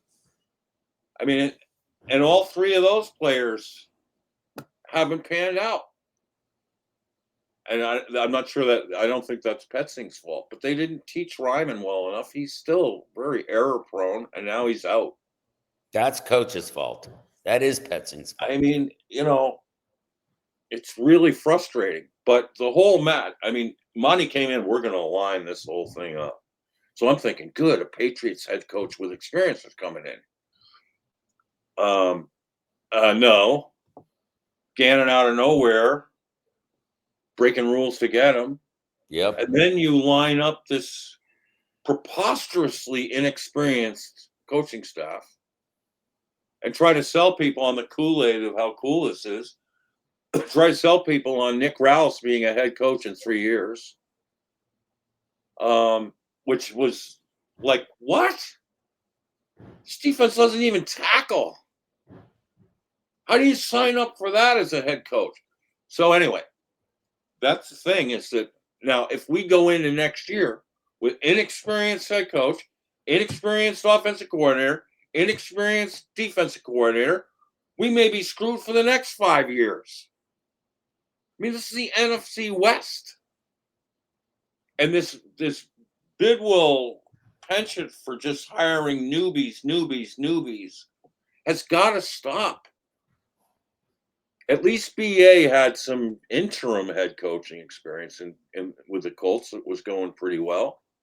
He was NFL Coach of the Year when he filled in Indianapolis. He was. He did a heck of a job. Unfortunately, got sick for the playoffs and missed that. But, yeah. I mean, and plus, Arians had all those years of experience as an OC. And did Arians come in and give the play calling to someone else? Absolutely not. Absolutely not. You couldn't pry it out of his hands. And what else did Arians do? He attracted a great quarterback looking for a job. Correct. He went out and got his man at quarterback. 100%. He even signed a capable backup. And I don't know if they'd have come here without Arians. From Indy. So he shored down the quarterback positions. They asked Palmer why he went to the Cardinals. He said it was Bruce Arians. Correct. Yeah. So, but that one had some real promise because of the experience factor. But even with, Arians, his downfall was, cronyism. I mean, the Betcher, hiring Betcher to succeed Todd Bowles. That was a mistake. Was just, so naive. Or too loyal. It blew up in everyone's faces, yeah. right in the championship game. Remember the sidelines? The defensive guys are yelling at each other, and they can't even make a stop in that game. Cam Newton looked like all world. Chucky Brown catches a bomb. I mean, they kicked our butts left and right, and the defense was awful. And then we find out after the game that week that Betcher decided to change the whole defense in a week. Yeah. That is the biggest rookie mistake you ever want to make. I mean, you've been playing defense all year. It's what got you there, and now you're going to change the defense. And the players were pissed. And I agree with why they were pissed. I mean, and maybe nothing would have helped in that game anyway, because the Panthers were way tougher when we were. In their style of play. And, the Patrick Peterson mistakes in that game were rough. And Carson Palmer had the bad finger. I think that was affecting him. And he had a really rough game. So a lot of that snowballed right there. But then, so hopefully we get an experienced head coach who is going to take care of one side of the ball and bring with him an experienced coordinator to take the other. The other guy that I added into the staff was John Fassel for special teams. I love him. Yep. In recently with Jeff Rogers, not working hasn't been as evidenced by the very first play, and even Calais Campbell making that unfortunate mistake. He knows better.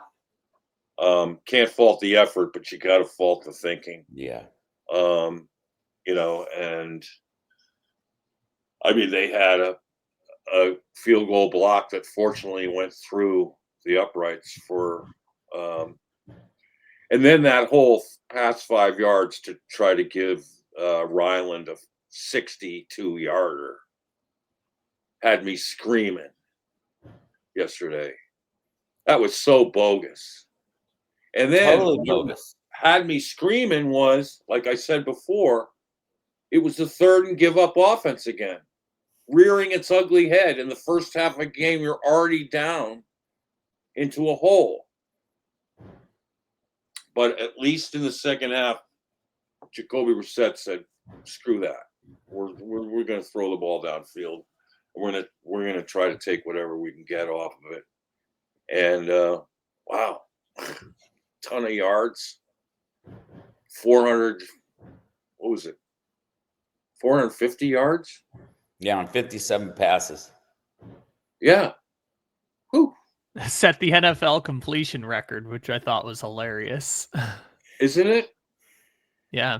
The record for most completions in a game, which I assumed it was in one of those games where your team's getting blown out, but we got blown out. Just pretty funny how that ended up working out. Well, I'll tell you this, and then we'll wrap up on this. I really enjoying watching Brissett. And to see how reborn Michael Wilson, Greg Dortch, and I think Xavier Weaver is on the cusp of having a breakout game. I could see that happening. And Higgy coming on. tough couple breaks on plays that he can learn from. And then McBride excelling in this offense. That has captivated my imagination.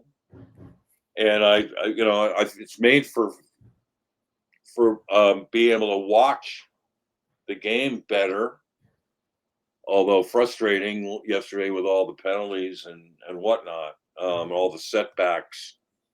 But what I just love about Brissett is that he's so committed and he's so resilient and he's so relentless. It reminds me of Kurt Warner. He's just and the best of Carson Palmer. He's just hungry to score every time they get the ball. And I never got that feeling from Kyler, ever. I thought it was like, just do the bare minimum of what you can do to win and just, check it down. And, so it's refreshing to see that we're playing hard all 60 minutes on offense, even when we're getting into these holes. And that, it matters that much to Jacoby to do that. And that means a lot. Now, what that means moving forward, I'm just glad we have him on the team for next year. So it gives us a place to start. And, this is serious stuff. I mean, that was a Robert Salah, Gus Bradley defense he just carved up for over 500 yards.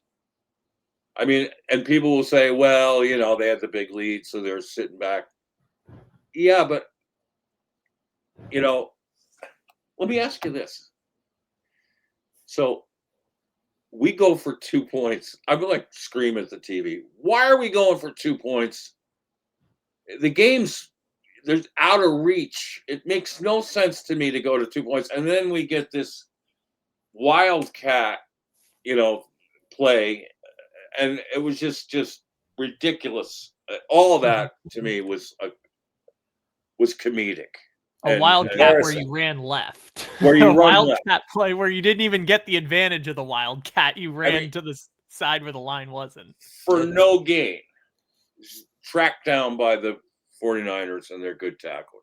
It's a play called by a coach who's learning and experimenting on the job. Correct. Well, perfectly put. So let me ask you this.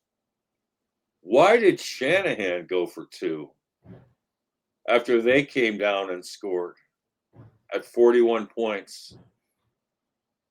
You want to show them how it's done. And he had all his starters still in the game. Oh, yeah. He was making a statement of some sorts. Like, you're going to toy with us. That's right. We're going to stick it right in your face. Kyle takes things personally. And the guy knows how to finish. Oh. I'm saying to myself, why are you risking Purdy still in the game? Why are you risking McCaffrey, who ends up scoring his hat trick of touchdowns at the end there? Why are you doing this? But that's the thing about Shanahan that makes him different from our coaches, is that he doesn't let his foot off the frickin' pedal. Never. Ever. He plays, and he said before the game, which I thought was really great, was it the suggestion that at sometimes you play to, get draft picks? He said this. He said, I owe it to my players to always, no matter what the situation is, want the best for them and get the best out of them and give them every chance to win. You never want to be in a scenario where you compromise any of that. And I will never do that. That's the kind of mentality we need in Arizona. Hopefully from someone with experience and the expertise to take on these masterful coaches in the NFC West. Or we're going to just still be the doormats. And we haven't played the Rams yet. We got them coming up twice. Oh, boy. And this Jaguars team, I don't know if you watched them yesterday. Boy. They were whooping. They were a pretty good, well-coached team, too. They needed that win. Who we know well in Massachusetts here. out of UMass, who brought Spencer Whipple over there. And Kyle knows this. I knew about the Whipple to Jacksonville deal a couple weeks before it was officially announced. Yeah, I mean, this is going to be really interesting. Yeah, just for reference here, here's the schedule you've got left. Jaguars at Tampa, Rams at Texans, who are playing better now. Falcons at home, which is your last home game. I saw while we've been recording, I think Michael Penix is done for the season for the Falcons, so I think it's going to be Kirk Cousins. Yeah, they're expecting he's so. Anyways, Falcons last game, Bengals, and then Rams. And don't you just know, Raheem Morris is going to get fired, and where will he be next year? Coaching the Cardinals? No, back in LA with McVay. You just know it. It's like Saleh back to, it's like, Josh McDaniels back to Belichick. I mean, they go right back where they were kicking your ass in your own division.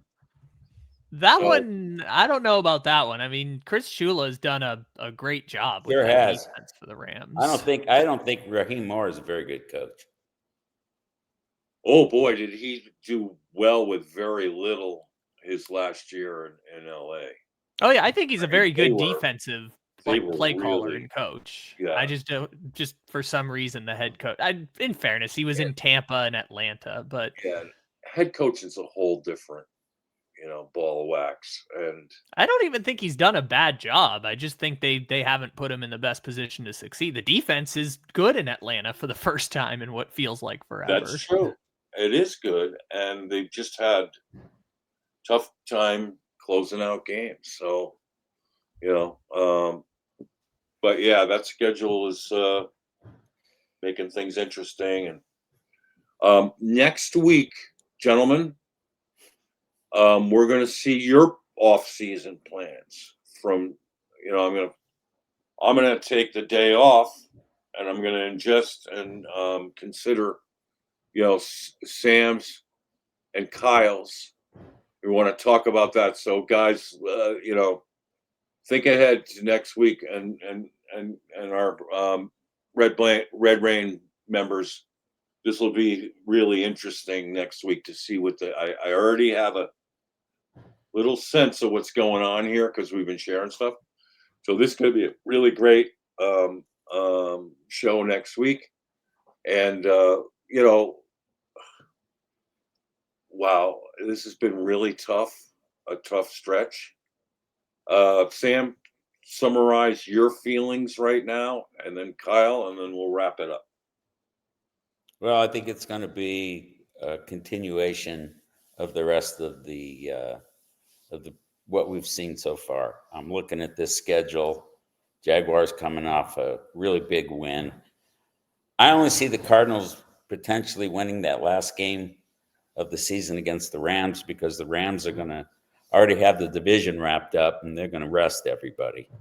So there might be a shot there for the Cardinals. But if Joe Burrow's back for the Bengals, that's not a win.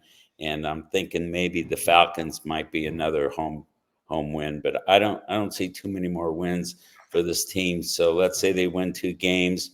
They finish with 5 wins. I don't think Bidwell, unless they're completely humiliated by their division foes and humiliated, let's say next week by the Jaguars, they're going to get humiliated by the Bucs. I'm not real sure that all this planning we're doing is going to be moot because I'm not sure Bidwell's going to make any changes. Oh, yeah. I mean, we have to be humiliated almost every week. Well, my prediction. Made another mistake, and he's hired another group of scapegoats, which is why he always hires neophytes as coaches. Right. And my prediction has been that it's going to be a horrible season, but wait, week 17, we have this amazing win, and now the sentiment is, we got to bring everyone back. Funny how we were playing better games when the games weren't meaningful down the stretch last year.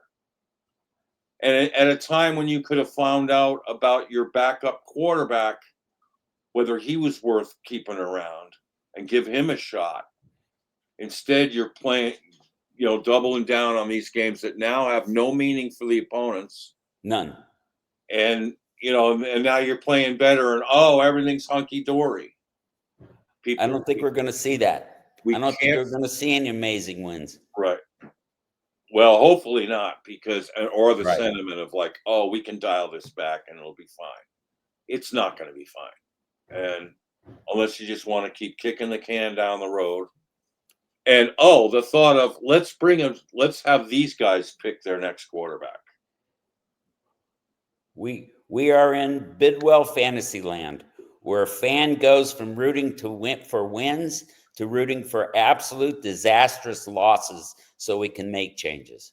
This is what Cardinal fans are reduced to every 3, 4, 5 years. Oh, gosh dang. The switch is flipped. Yep. Don't lose by 1, lose by 20, please. Or 58. Oh, yeah. Whatever it's going to take, right? All right. Thank you for that parting shot. That was awesome. Kyle? Yeah, the one thing I mentioned last week that I'll mention again is it's as much as Bidwell can decide who the coach is or Monty decides who the coach is, if the locker room decides you're not the coach anymore, you're not the coach. So if the players decide we don't have to listen to you anymore, then he will not be the coach, and Rallis will not be the defensive coordinator, and Petzing will not be the offensive coordinator. Do you think we're there now? I don't know. I just think it's the thing to pay attention to. Yes. Is what do the post game sound bites sound like? What do the sound bites coming out of practice sound like? Because if the team has decided we're tuning out the message and we don't have to listen to you, without fail, you're firing the coach. I mean, Yeah. People have been given giant extensions, and if the team tunes you out, coach is gone, right? The locker room decides whether you get to remain the coach or not. So I would at least just pay attention to that at this point, because obviously they're not going to the playoffs. And some people have speculated that they're, coming out of the bye week, they've kind of just quit on the coaches. And I don't really know whether they have or haven't. It's just something to keep paying attention to, because if you're rooting for a coaching change, then the locker room can be the catalyst to make that coaching change. I agree. And the thing is, with Jacoby Brissett, you're not going to get any let up. Right. He's going to come after this thing like a dog. He has been on a mission this is his, like renaissance, NFL renaissance, a la Geno Smith, a la Joe Flacco. I mean, these guys can still play. They can still sling it. And he's got a lot of tread on his tires, and he's making his case.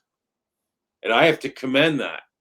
I'm anxious to see. I'm excited to see him play because of that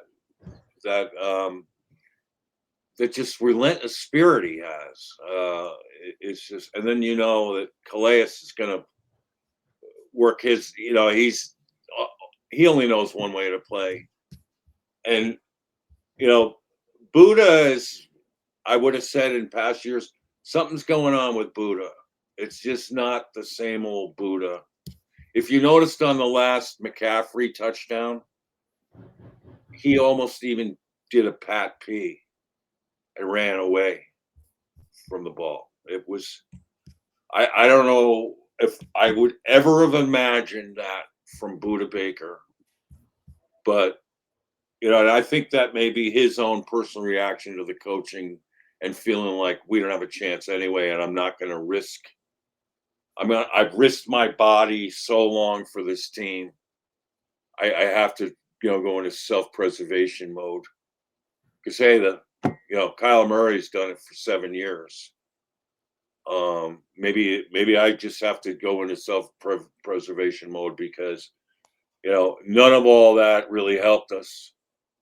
It helped me become recognized as, an all-pro player. I think it helped the team, but we weren't winning, and we're still getting these coaching plans that are so flawed that, what's the use? I don't know. I don't know how to justify that otherwise, but he just doesn't look the same. I mean, he's not storming any alleys. He's not, and he's been more of a liability in coverage than ever before. It's just really sad to watch. So, but as the rest of the team goes, I think there's enough football character where these guys are going to want to play and play well as best they can. But pretty much, given what they've been given strategically, I think deep down inside, they probably don't have very much confidence in the coaching staff or their ability to be coached properly enough to win. And so the Jaguars game is a huge test. That's a physical, fast defense that comes at you full bore. And they have athletes on the back end, and on the offense, they've got playmakers. So it's quite the test, and it's at home again. I think we're going to be in red finally. Wow. Maybe that'll help. But in any event, have a good week, gang. Thanks for all your support. It's going well in that sense. I just wish it was going better on the field for all of us. Yeah, if you have comments, questions, anything you want to ask, you want to pose a scenario for us about what to do for next year, please write it in the comments section below or on the Red Rain blog and the articles there, which have been really wonderful too. Since 61, Sam is there every day. Kyle is posted on there. We've got quite a community there of people pitching in and sharing ideas about our Cardinals and the auspices of the red rain falling down on all of us into the red sea ever again. Red rain.